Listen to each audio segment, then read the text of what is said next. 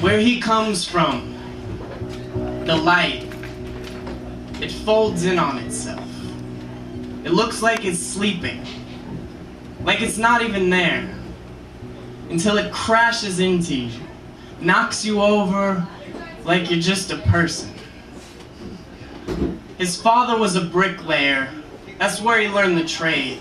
And by now his walls have grown too high for him to reach over and climb. Some days he spends with an ear glued to brick, listening for voices on the other side. And when he thinks that he hears one, he tries to turn his fists into sledgehammers to smash through and prove he exists. But they aren't sledgehammers. They're just fists. And they bleed. He knows the sound of the darkness whispering in his ear, like a cinder block in a blender, and he knows the feel of its hand on him, the one that turns him arctic every time. In the mirror he sees two eyes shaped like icebergs, a smile sewn from steel, and he knows his heart. It looks like a butcher shop. But he told the Kent man to fuck off for good. I've had enough of your poison. He says, I'm not asking you to believe me. I'm only asking you to listen. There are acres of orchards planted on his spine that ache like waitress feet. Those tree bodies reaching up like arthritic hands trying to pray, and bloody knees bleeding sunset color. The trees, they grow from his back. This man, he carries a forest with him. It's as if he's standing underwater the way he moves, surrounded by brick, and he thinks to himself, if these walls could talk, they would scream.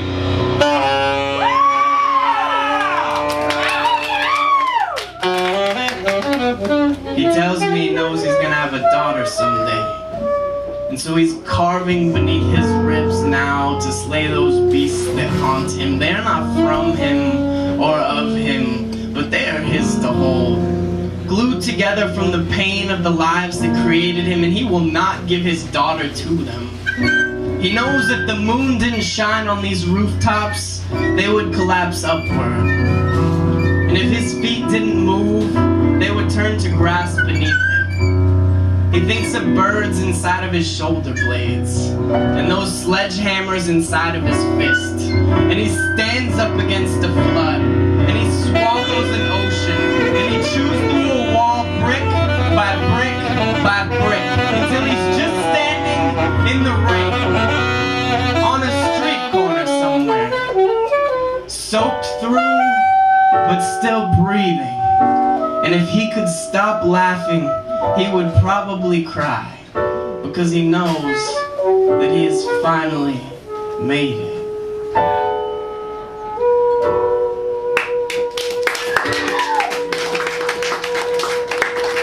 See where it comes from, the light.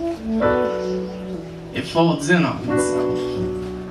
It looks like it's not even there until it shines on you. Knocks you over like you're nothing but a person.